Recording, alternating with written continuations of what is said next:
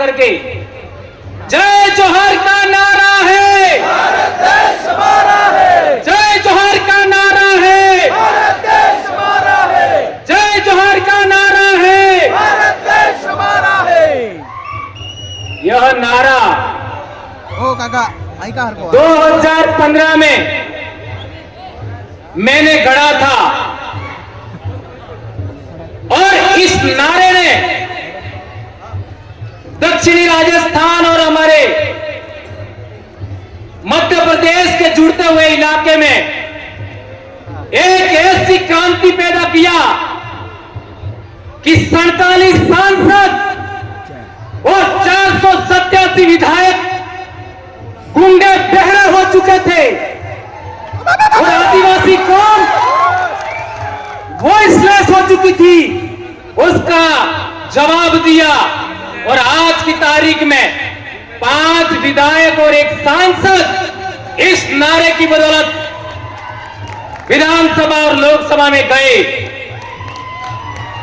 आज मैं बहुत खुश हूं, आज मैं बहुत खुश हूं क्योंकि क्या लाजवाब डॉक्टर वसावा सर ने बोला। आपका राजपिपला में 5-6 साल पहले मुझे 2 बातों पर बोलने से रोका गया था कि राजनीति पर नहीं बोलना है और धर्म पर नहीं बोलना है, और मैंने वही 2 बातों पर बोला था। आज वसावा सर ने जो बोला, मेरा सीना गर्व से चौड़ा हो गया। मुझे लगा कि भंवरलाल परमार सही था, यह साबित हो गया। और मेरे भाई खराड़ी साहब ने क्या बोला आज, जबरदस्त, मेरे बोलने का रहा ही नहीं। खराड़ी साहब ने जबरदस्त बात रखी आज, जो मैं बोलना चाहता था, घर से सोच के आया, वह बात खराड़ी साहब ने रखा। और आज मैं कहना चाहता हूं कि मध्य प्रदेश में मैं बहुत बोल चुका हूं, मध्य प्रदेश का भी समय मुझे आज दिया जाए, आने वाले साल मुझे नहीं बोलना। दोस्तों, बारू दादा ने बहुत बड़ी बात बताई कि शोषण की परिभाषा क्या हो, अत्याचार की परिभाषा क्या हो। दोस्तों, हम लोगों को वनवासी कहा जा रहा है, यह भी अत्याचार है। हमारे समाज को धर्म में बांटा गया, यह भी अत्याचार है। हमारे समाज को पार्टियों में बांटा गया, यह भी अत्याचार है। रूढ़ी प्रथा की बात करें, हमारे इलाके में आज की तारीख में एक महिला का कम उम्र में पति मर जाता है तो क्या किया जाता है? जब बच्चे छोटे छोटे होते हैं तो वो महिला मात्र 12 दिन वो महिला ऐसे विधवा होती है। ये रूढ़ी प्रथा है बहुत बड़ी। 12 दिन के बाद उसको पसेड़ी उड़ाई जाती है और वह पुनः सुहागन हो जाती है। ये कितना बड़ा समाज व्यवस्था है। एक महिला के मान सम्मान इज्जत के लिए यह कितनी बड़ी रूढ़ी प्रथा है, उसको भी हमें आगे बढ़ाना होगा दोस्तों। और एक बड़ी बात बताई थी बारू दादा ने कि हम हिंदू भी नहीं है, मुस्लिम नहीं है, ईसाई नहीं है। हमारे लोग कहते हैं कि हम हिंदू नहीं है, लेकिन हिंदू क्यों नहीं है कभी नहीं बताते, कभी नहीं बताते। और यदि बताने की बात आए तो वो मात्र ये कहते हैं कि हिंदू विवाह अधिनियम हमारे ऊपर लागू नहीं होता। आज रतलाम में देखिए, जब अलीराजपुर दाहोद में देखिए, हमारे समाज का जब विवाह होता है तो एक कपड़े का अडूड़ा माड़वे में रखते हैं, उसके ऊपर एक लोटे में महुआ रखते हैं। मान्यवर चौधरी साहब कह रहे थे, महुआ हर का एक लोटे में रखते हैं और उसके ऊपर दूसरा लोटा पानी भर के रखते हैं। क्या यह बात सही है? और उसके चारों तरफ फेरा लेने से पहले आरती की थाली से तिलक लगा जाता है धरती माता को। यह कितनी बड़ी रूढ़ी प्रथा है। अग्नि पूजा नहीं होता और इसके बाद इस कड़े के चारों तरफ फेरा लगवाया जाता है। यह प्रथा किस विवाह पद्धति में बताइए? क्या यह प्रथा ब्राह्मण प्रथा में है क्या? नहीं है। क्या ईसाई प्रथा में है क्या? नहीं है। क्या इस्लाम प्रथा में है क्या? नहीं है।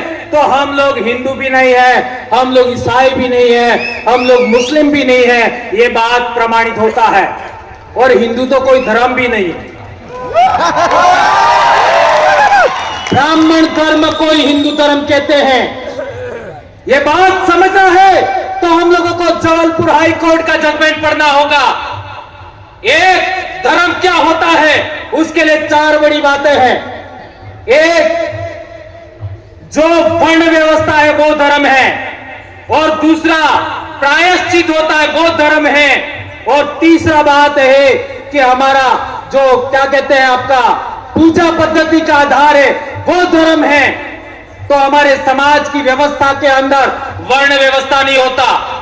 यह सुप्रीम कोर्ट ने बोला है, आपका जबलपुर हाई कोर्ट ने बोला। जो लोग आपका वेद से संचालित नहीं होते, जो रामायण महाभारत से संचालित नहीं होते, जो पुराण से संचालित नहीं होते, जो वर्ण व्यवस्था से संचालित नहीं होते, वे लोग अपनी रूढ़ी प्रथा से, अपने कस्टम से संचालित होते हैं। वो आदिवासी है, वो किसी भी धर्म में नहीं आते। ये जजमेंट में कहा गया है। आज तक हम लोगों को किसी ने नहीं बताया। और एक बड़ी बात, नंदा ताई, आज इनका सम्मान हुआ। नंदा ताई के जजमेंट में कहा गया है अबोरिजिन्स और शेड्यूल ट्राइब, यानी शेड्यूल ट्राइब का मतलब हुआ अबोरिजिन, अबोरिजिन और शेड्यूल ट्राइब, और ब्रैकेट में आदिवासी लिखा है।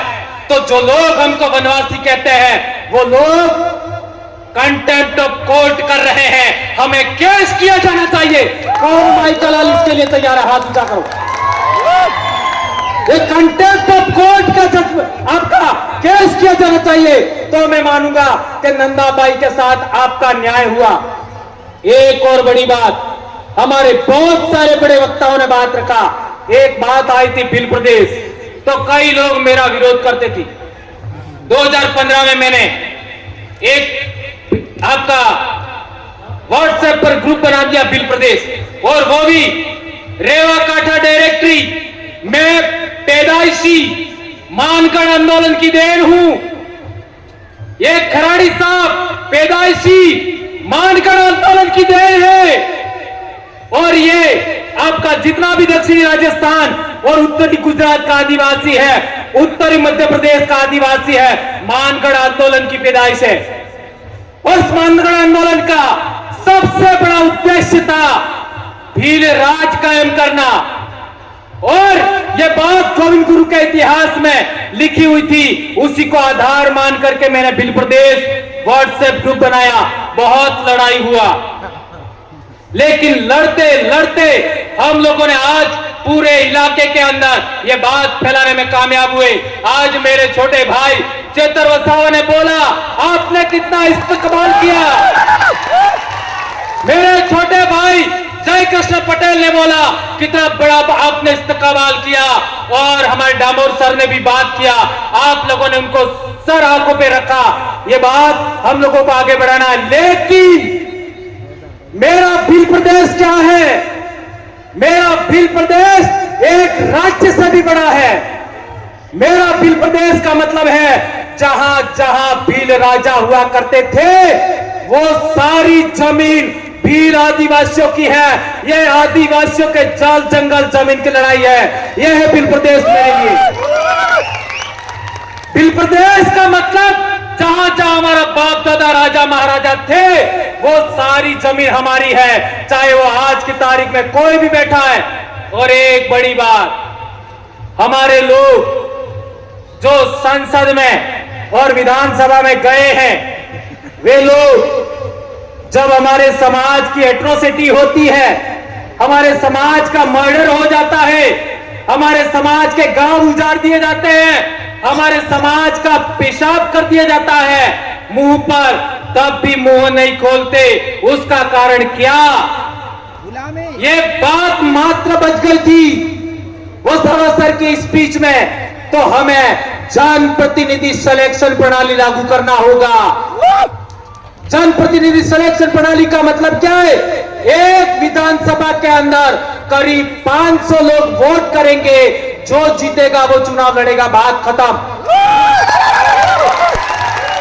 एक लोकसभा में 700 लोग सभी गांवों के वोट करेंगे और जो जीता वो चुनाव लड़ेगा, बात खत्म। यह है जनप्रतिनिधि सिलेक्शन प्रणाली।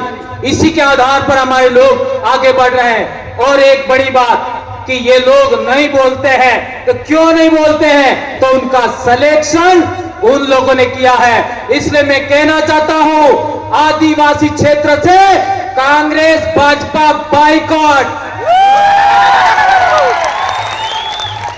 आदिवासियों की महाराष्ट्र में दूसरी पार्टी बनानी है, बनाओ।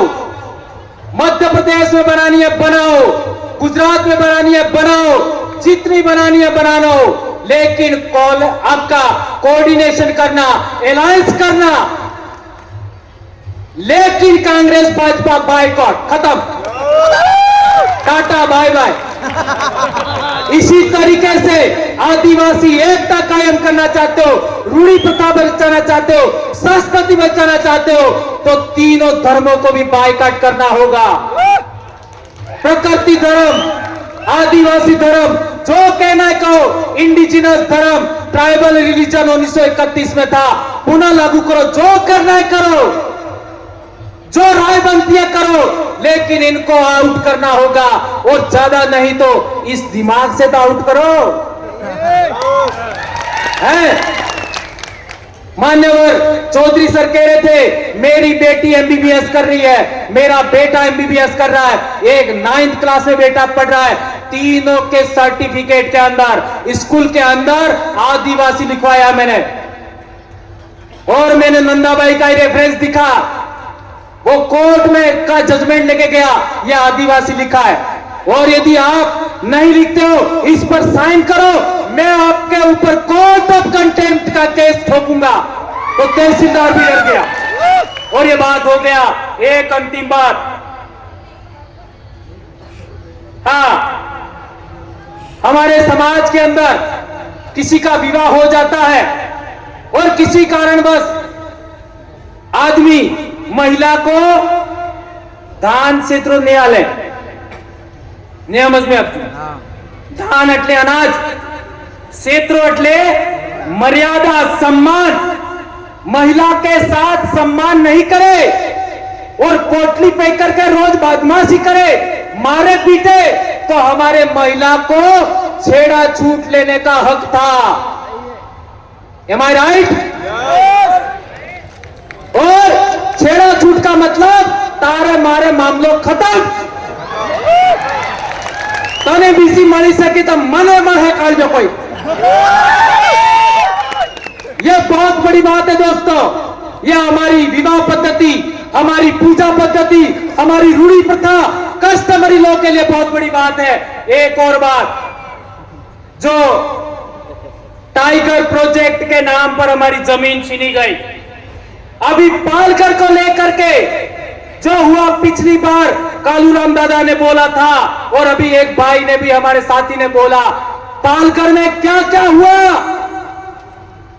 स्टैच्यू ऑफ यूनिटी पर क्या क्या हुआ, आपका केवड़िया में आपका क्या क्या हुआ, हसदेव में क्या क्या हुआ, मणिपुर में क्या हुआ। हमारे लोगों को गुमान था हमारी राज्यपाल आदिवासी है, हमारे लोगों को गुमान था हमारी राष्ट्रपति आदिवासी है। क्या किया? सिफर। इसलिए मेरा विश्वास उठ गया है और मैं लंबे समय से कह रहा हूं, सरकार तेरी नौकरी लेना तो ले ले, मैं कभी चुनाव नहीं लड़ूंगा, लेकिन तुम्हारा बंदोबस्त करके छोड़ूंगा, नहीं छोड़ूंगा। और आदरणीय वसावा सर को भी कहना चाहता हूं, मैं जिंदगी में कभी चुनाव नहीं लड़ूंगा, लेकिन नेता पैदा करके छोड़ूंगा। मैं मेरे बाप की औलाद हूं, मैं मेरी मां की औलाद हूं और बाप की अकेली औलाद हूं मैं। और 2011 से इस बीमारी से पीड़ित हूं, फिर भी नहीं डरा मैं। कितना क्या क्या हुआ मेरे साथ, खराड़ी साहब को पूछ सकते हैं आप लोग। एपीओ किया, निलंबित किया, क्या कर लोगे? लाखों भंवरलाल परमार पैदा हो गए। धन्यवाद दोस्तों, आप लोगों ने मुझे इतना बेरहमी से सुना और संचालक भाइयों ने, मेरी बहनों ने, मेरे भाइयों ने और इतना मुझे समय दिया। आपका दिल से जोहार करता हूं। और आज की मेरी स्पीच मेरे आइडल वारू सोनवणे और कालूराम धोदड़े को समर्पित है। जय जोहार, जय आदिवासी, जय बिल प्रदेश, जय भारत। आबू आदि सुमरे, आबू राज, आपकी जय। धन्यवाद दादा, बहुत बहुत धन्यवाद।